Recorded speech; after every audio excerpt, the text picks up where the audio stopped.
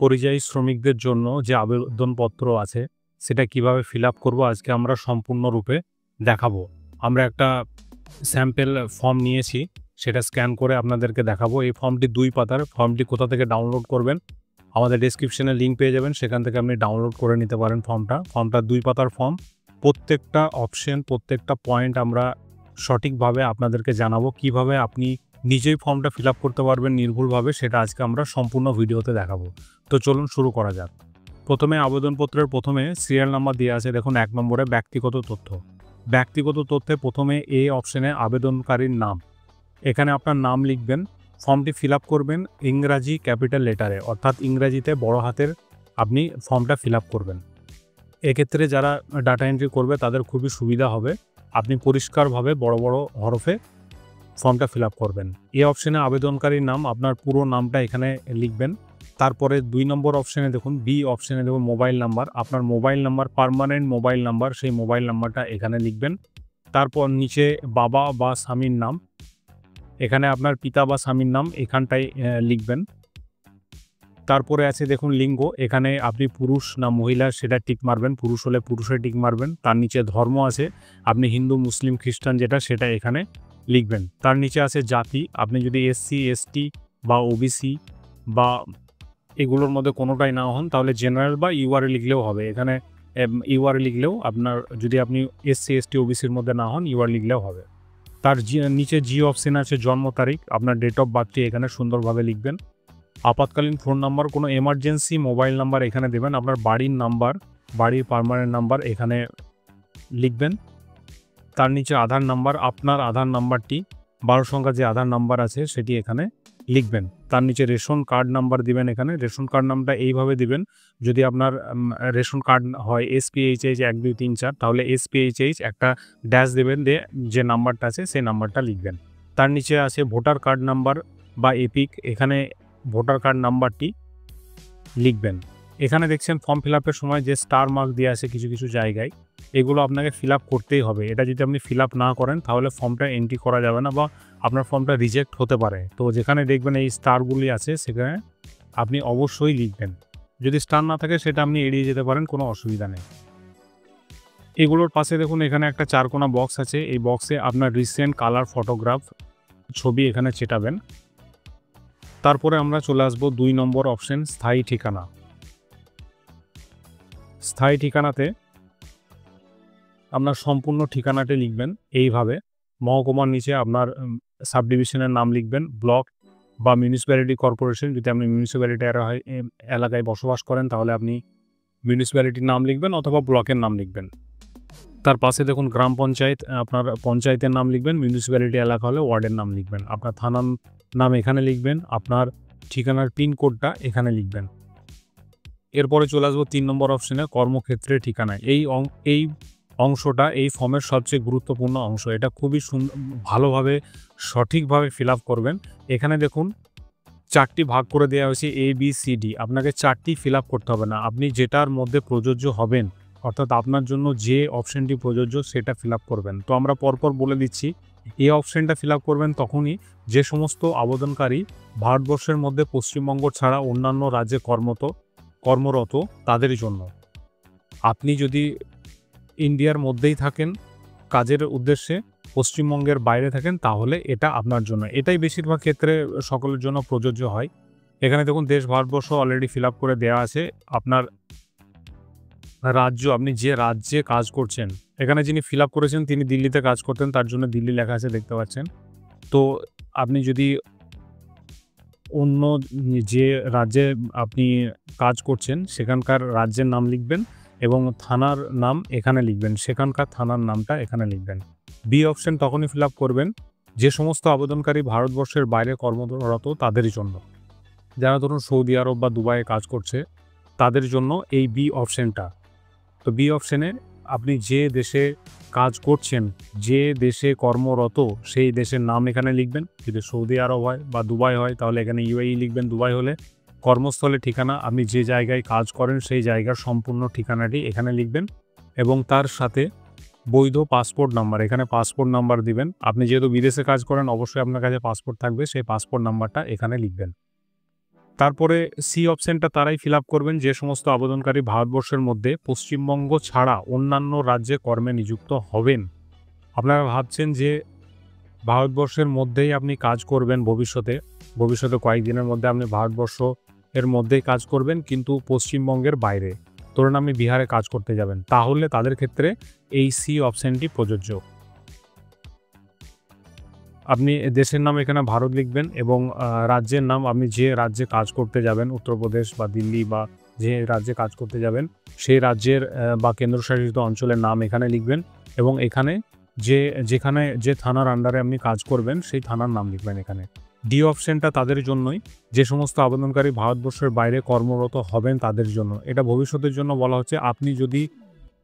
আপনি ডি অপশনটা তখনই ফিল আপ করবেন যদি আপনি ভাবছেন যে আপনি দেশের বাইরে কাজ করতে যাবেন। আপনি ধরুন ১ মাস পর সৌদি আরবে কাজ করতে যাবেন। সেক্ষেত্রে আপনি এটা ফিল আপ করবেন।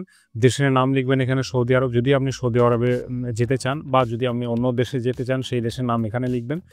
সেখানকার ঠিকানা, যে ঠিকানায় আপনি কাজ করবেন সেই ঠিকানার নাম এখানে লিখবেন এবং বৈধ পাসপোর্ট নাম্বার অবশ্যই দিতে হবে। আপনি যদি ডি অপশন বা আপনি বি অপশন এই দুটি অপশন ফিল আপ করেন, আপনাকে বৈধ পাসপোর্ট নাম্বার অবশ্যই দিতে হবে, না হলে কিন্তু ফর্মটা রিজেক্ট হওয়ার সম্ভাবনা থেকে যায়।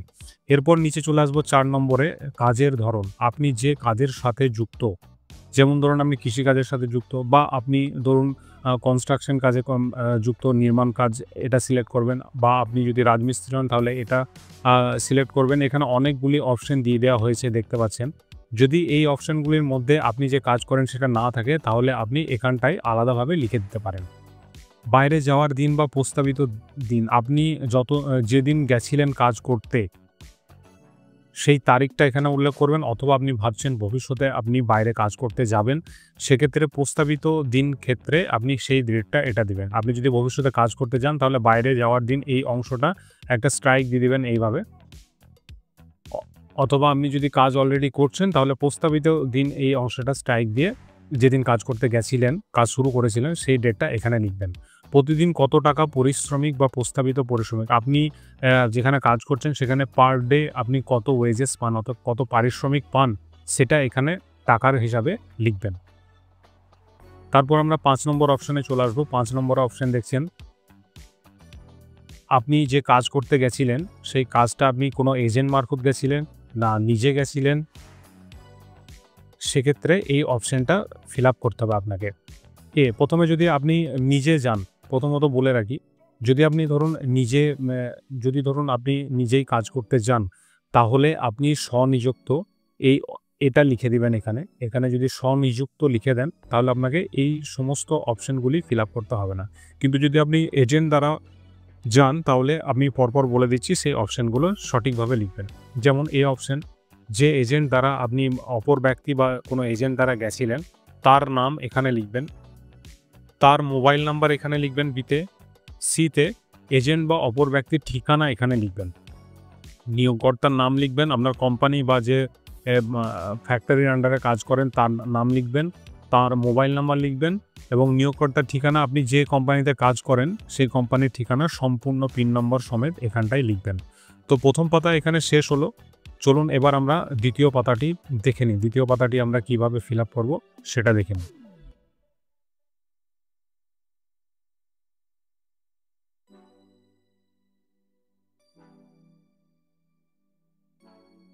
দ্বিতীয় পাতাতে আমরা চলে এসেছি। দ্বিতীয় পাতায় প্রথম অংশ হচ্ছে ৬ নম্বর পয়েন্ট হচ্ছে ব্যাংক সংক্রান্ত তথ্য।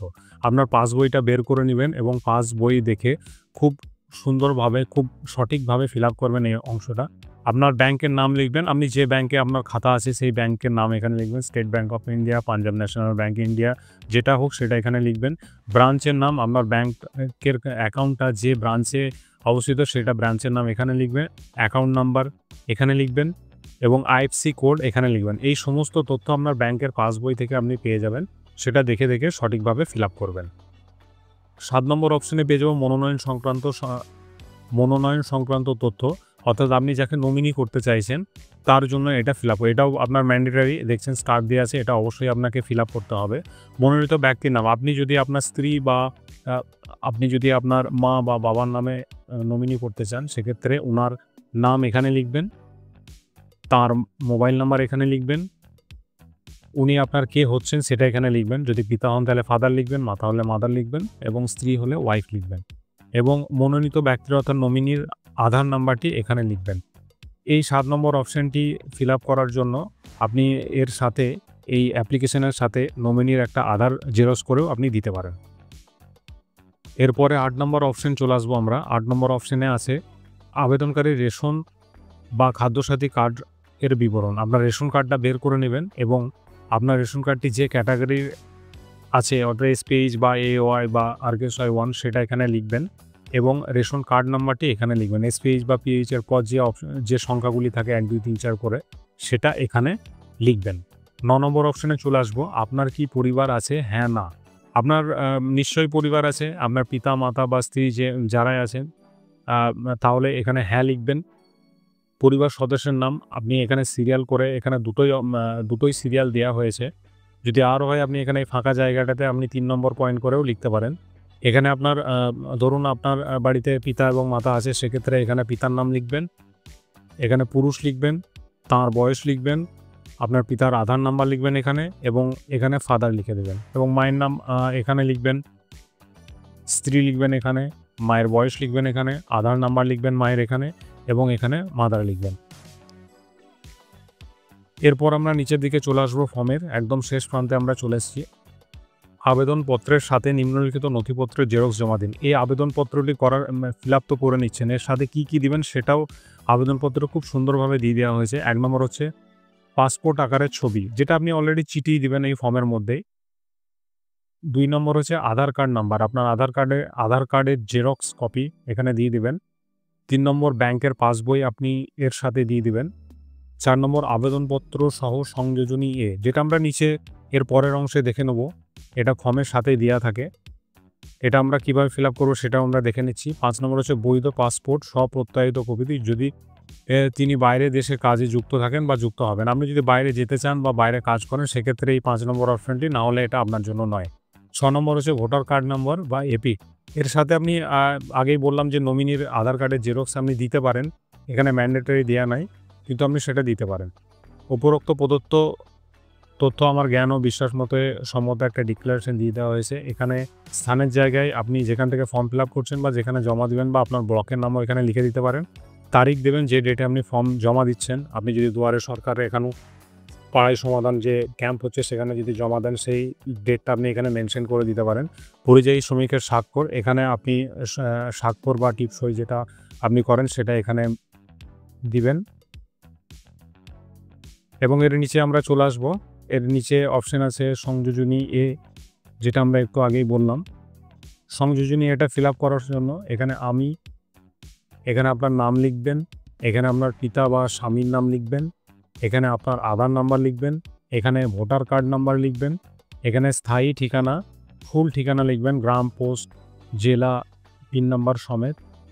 এত দ্বারা জানাচ্ছি যে আমি যে তারিখে ড্যাশ পেশায় ড্যাশ ভারতবর্ষের মধ্যে ড্যাশ জেলায় এবং ড্যাশ রাজ্যে ভারতবর্ষের বাইরে দেশের নাম, যদি আপনি ভারতবর্ষের বাইরে যান তাহলে এখানে দেশের নাম লিখবেন, কাজে যোগদান করেছি বা করব। তো আপনি এখানে ডেট লিখবেন যে তারিখে গেছিলেন। আমি ধরে নিচ্ছি আপনি ২ মাস আগে গেছিলেন, তো ২ মাস আগের সেই ডেটটা এখানে লিখবেন। এই তারিখে আপনি যদি ধরুন রাজমিস্ত্রি হন তাহলে এখানে লিখবেন রাজমিস্ত্রি পেশায় রাজমিস্ত্রি, এখানে আপনার নাম লিখবেন, এখানে আপনার তারিখ দেবেন, আপনি এখানে আপনার পেশার নাম লিখবেন। ভারতবর্ষের মধ্যে আপনি যে জেলায় গেছিলেন সেই জেলার নাম, যে জেলায় গেছিলেন সেই জেলার নাম লিখবেন এখানে এবং এখানে রাজ্যের নাম লিখবেন। এবার যদি ভারতবর্ষের বাইরে থাকেন তাহলে এখানে শুধু দেশের নাম লিখলেই হবে। এখানে আপনি কেটে দেবেন যদি আপনি কাজ করেছেন, যদি আপনি অলরেডি কাজ করছেন সেখানে তাহলে এইটা কেটে দেবেন, আর যদি আপনি যেতে ইচ্ছুক ভবিষ্যতে তাহলে এটা কেটে দেবেন। তারপরে আপনার তারিখ সহ এখানে আপনার সই করবেন, এখানে সই করবেন এবং নিচে একটা তারিখ দিয়ে দেবেন, যে তারিখে আপনি জমা দেবেন সেটাই। এখানে একটা ডিক্লারেশন দিয়ে দেওয়া হয়েছে। তো এইভাবে আপনি পরিযায়ী শ্রমিকের ফর্ম ফিল আপটা করলে আশা করি আপনার রেজিস্ট্রেশন হয়ে যাবে এবং যে ডকুমেন্টসগুলি এখানে দিতে বলা হয়েছে সেগুলো অবশ্যই দেবেন। তো এই হলো আমাদের আজকের ভিডিও।